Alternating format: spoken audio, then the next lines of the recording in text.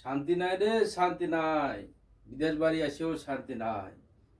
সবাই বলে শান্তি নাই রে, শান্তি নাই, কবরে আসিয়াও শান্তি নাই। কিন্তু আমরা বলি শান্তি নাই রে, শান্তি নাই, বিদেশ বাড়ি আসিয়াও শান্তি নাই। রাত 3টা বাজে ঘুম থেকে উঠতে হয়, 5টা বাজে ডিউটি। সারা রাত সারা দিন কেটে যায় পরিবারের আশায়। পরিবার একটা বার ফোন দিব, এটাই সময় তাদের হয় না। আমাদের সময় কিভাবে হবে? আহ আমরা তো সব সময় থাকি কাজে ব্যস্ত।